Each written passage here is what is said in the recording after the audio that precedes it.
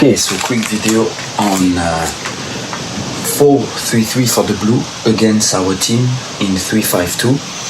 So the blue represent the opposition, the green represent our team. So we will just start with the opposition, starting building from the back. As you can see, like I mentioned the last game, it's a 1v1 situation on every position most of the time. Okay, even our three center back the same, they have 1v1 on every position. So what is really important first is that when they play from the back, no matter what happens, no matter where they decide to play, on the left, on the right, middle, is that we stay on our feet, we don't engage, we just try to delay. Because if we have a player that try to engage and the center back is really technical, or he has space or any attributes, and is passing our striker directly, the situation will be really complicated, because in any case either it will create a lot of space, or it will create a 2v1 situation, or a 3v2 situation, or a 4v3 situation. So it's really important on every scenario that our player don't engage, delay, and it can't be passed. Okay, that's really important. And the other thing is that, like I explained to you sometimes, find trigger. If you think that you can engage, there is trigger. For example, the goalkeeper will give the ball, will pass the ball to his player on the left foot, and this center back is a right foot, so the control will be approximative. That will be a trigger. It can be a bad pass, a soft pass, or a strong pass, so the control is not easy for him. So that's the type of trigger. Okay, it's don't engage, but there are triggers that you will recognize during the game, especially after a few minutes, because you will learn, you will know about your opponent, so you will see exactly the moment that you can engage. Okay, but otherwise it's really important that you stay on your feet, okay, and you don't engage, because you see most of the time against a 4-3-3 or 4-4-2, or no matter what the position, the situation and the tactic the opponent is using, it's almost 1v1 situation, and that's something that I'm asking you. Even the center back, it's a 1v1 situation. Okay, the other thing that is really important is how we switch together. So for example, they pass the ball here. For example, let's say this is the side of Ellis is passed, they dribble Ellis, for example, so Ellis is like in the back, okay, he's like lost, for example. This is really important that the midfielder switch together. Okay, so for example, we will have the right center mid that will switch. We can have, for example, Emmet that will continue, and our Cam that will drop. Okay, it's really important. So you see this, we always switch together. It's not like just, for example, Obama or another central midfielder go, and the other they are just staying here.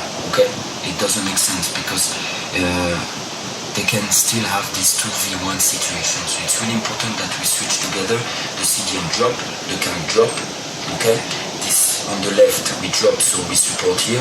This we can leave in, we don't need it, especially you saw when we play in grass. We will not see a lot of situation where a player on the left side just switch the ball 40 meters in the air, something like this. So it will not happen. And if it happens, the time that the ball cross the field, we have the time to switch on the other side. Okay, so it's really important that we stay compact, and when we defend, it's the winger that drop, so it creates a 5-3-2. And even sometimes we can have 5-4-1. One of the two strikers support the three midfielders in the middle. Okay. So another thing, let me just bring back our ball. So 5-3-2 with the double pivot. Okay, we keep the 4-3-3 for the opponent. Okay. So what is important too? Let me see. 3-5-2. Okay, like this. Okay, Here we go. 3, 5, 2. Okay.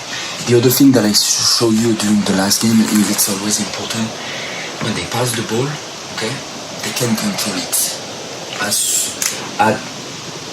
If they control it, but they are facing their nets, that's fine. Okay, they are not dangerous. No matter what, they are just facing their own net, so it's okay. Okay, when it's dangerous, is that, for example, our cam is not next to his player. Remember, be next to your player more or less with arm distance. Okay, more or less 1 meter. Okay, because if you leave him more space, he has time to control back foot, for example, and he will face our direction. And here he can find a solution really easily, especially if in the team the other player on our side they are late and they are not close to their opponent. Okay, so for example, if this one is late too and this one, for example, is doing check-in, check-out, okay, he can lose his opponent, so our teammate. So for example, it can be Emmett.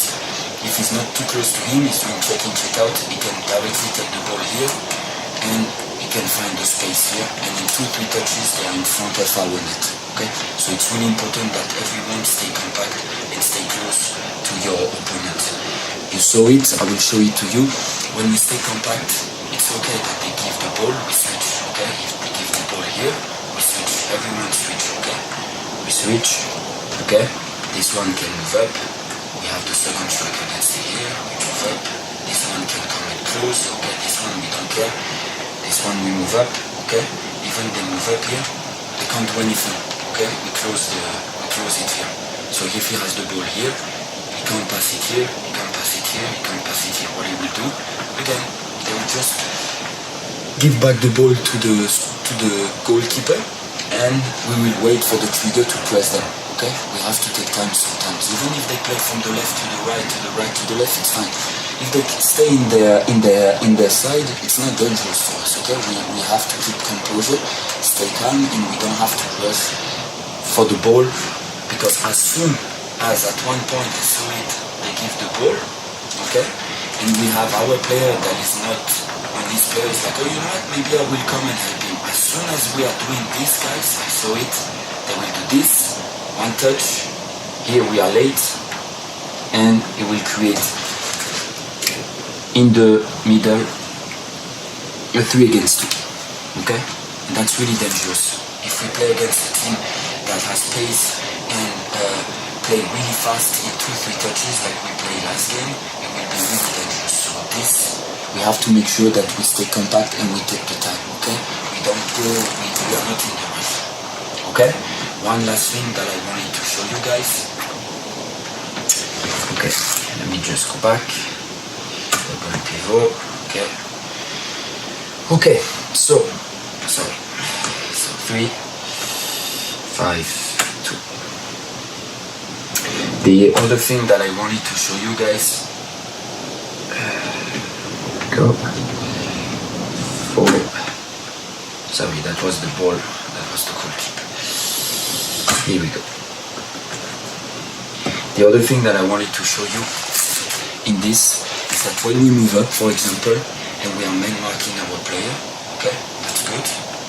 So we are here, we have here the 2 players, our 2 strikers, okay.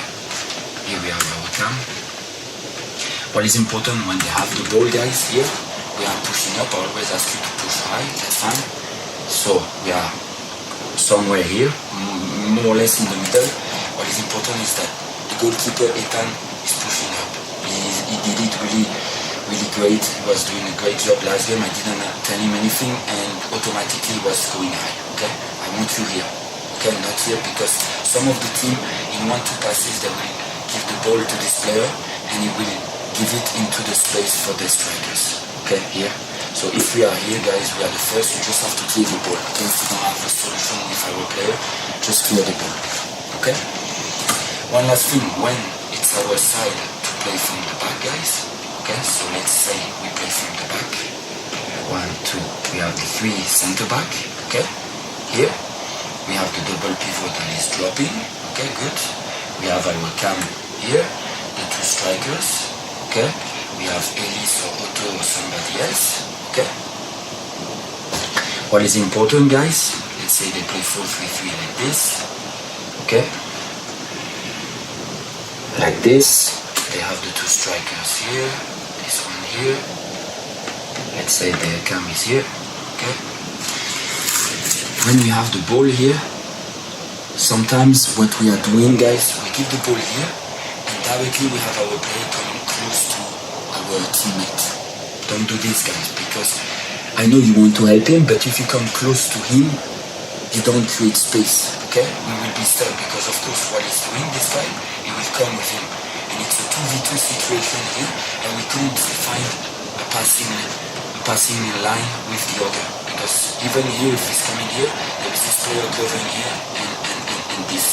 So sometimes when it's best to do, guys, we have the ball here. This one is pushing. Don't come to him. Use the line if you're the winger, okay? Use the line here, okay? And this one, you can move up, okay? Because if you move up, guys, you create space. The opponent will come with you. So you create a big space here, and one of the CDM can just come, okay? He will come like this and like this, guys. Remember the triangle? That's perfect. And after we push up, we can do the same on the other side. So sometimes I know you want the ball, you want to support, you want to help, but don't come close to the teammate because you're not creating space for him or for you. And you want to create, you want to make it uncomfortable. You want to create